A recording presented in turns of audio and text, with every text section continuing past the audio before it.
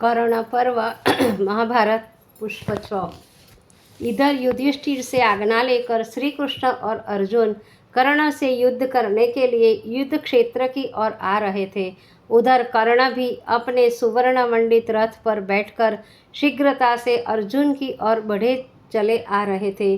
दोनों पक्ष के योद्धा अपने अपने प्रधान नायकों को युद्ध के लिए उद्यत देखकर उन्हें उत्साहित करने के लिए युद्ध की ओजस्विनी ध्वनि से युद्ध वाद्यों को बजाने लगे। उनकी बार बार प्रशंसा करके सिंहनाद करने लगे। अपने योद्धाओं द्वारा दोनों उत्साहित वीर युद्ध के लिए एक दूसरे की ओर बढ़े और मस्तक गजराजों की भांति एक दूसरे से भिड़ गए। महावीर कर्ण ने 10 बाण मारकर अर्जुन को बींध दिया। प्रत्युत्तर में अर्जुन ने भी कर्ण के 10 बाण मारे। तत्पश्चात दोनों भीषण धनुर्धरों ने एक दूसरे पर बाण वर्षा प्रारंभ कर दी। युगों से दबी हुई प्रतिशोध की ज्वाला भयानक बाणों के रूप में प्रकट होकर दोनों को जलाने लगी। दोनों वीर एक दूसरे को परास्त करने की चेष्टा करने लगे। दोनों का शरीर बाणों से बिंधा हुआ था। कृपाचार्य, अश्वत्थामा, द्रोण, दुर्योधन आदि महारथी कर्ण की सहायता कर रहे थे। वे अपने अपने तीक्ष्ण बाणों से सभी को पीड़ित कर रहे थे। अपने पक्ष को निर्बल होते देख और भविष्य के फलाफल पर विचार करके अश्वत्थामा ने दुर्योधन से कहा, राजन, हमें इस युद्ध में आपकी विजय का होना असंभव प्रतीत होता है। पांडव कर्ण के द्वारा पराजित नहीं हो सकते। भला जिन्होंने वीर शिरोमणि पितामह भीष्म और धनुर्वेद के सर्वोत्तम आचार्य मेरे पूज्य पिता को परास्त कर दिया, वे कर्ण के मारे क्या मर सकते हैं? शनै शनै युद्ध का रूप ऐसा होता जा रहा है कि अर्जुन थोड़ी ही देर में कर्ण पर विजय प्राप्त कर लेंगे। अतएव यदि आप आज्ञा दें तो मैं अर्जुन से जाकर युद्ध बंद करके संधि करने के लिए कहूँ, वह मेरी बात अवश्य मान लेंगे।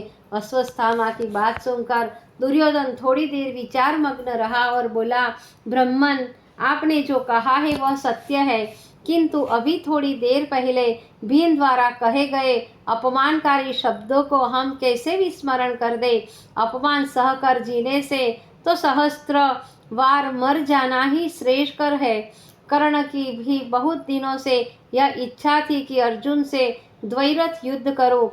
आज उसकी यह इच्छा पूरी होने दीजिए। अर्जुन महावीर कर्ण को किसी भी दशा में परास्त नहीं कर सकता। इधर कर्ण और अर्जुन में घोर संग्राम हो रहा था। दोनों के धनवाओं से निकले हुए बाणों में आकाश मंडल को पूरी कर रखा था। आज दोनों ही योद्धा एक दूसरे को परास्त करने के लिए अपने अपने बल, विक्रम और कौशल का पूर्ण उपयोग कर रहे थे। इतने में ही अधिक खींची जाने के कारण अर्जुन के धनुष की डोरी भीषण आवाज करती हुई टूट गई। कर्ण को अवसर मिल गया। उन्होंने बड़े तीव्र वेग से अर्जुन पर बाण वर्षा करना प्रारंभ किया। अर्जुन के रक्षकों ने कर्ण के प्रहारों को रोकने का प्रयत्न किया, लेकिन असफल रहे। फल यह हुआ कि श्री कृष्ण और अर्जुन बुरी तरह घायल हो गए। उनके शरीर से रक्त बहने लगा। यह देखकर कौरव सेना बड़ी प्रसन्न हुई और सिंहनाद करने लगी। इतने में ही अर्जुन ने अपने धनुष पर नई डोरी चढ़ा ली और द्विगुणित बल से बाण वर्षा की। कर्ण द्वारा चलाए गए सभी बाणों को काट गिराया तथा कर्ण को घायल करके युद्ध से भगा दिया। किंतु कर्ण निशंक होकर अर्जुन से युद्ध करते रहे। कर्ण ने यह देखकर भी इस प्रकार अर्जुन से युद्ध करने में भलाई नहीं तो कर्ण ने विषधर नागास्त्र को संभाला। अर्जुन का प्राणांत करने के विचार से उन्होंने इस कराल शर को अपने धनुष पर संधाना। इस अस्त्र का प्रयोग करते देख शल्य को यह निश्चय हो गया कि अर्जुन अब मारे गए। ये अतएव कर्ण का ध्यान बटाकर लक्ष्य को चुका देने के लिए शल्य ने कहा, कर्ण, अर्जुन जैसे पराक्रमी योद्धा को यह अस्त्र धनुष पर न चढ़ावो। कर्ण ने कहा, भद्रराज, बाण को धनुष पर रखकर कर्ण फिर उसे तुणीर में नहीं रखता, वह तो लक्ष्य पर पहुंचकर ही विश्राम करता है।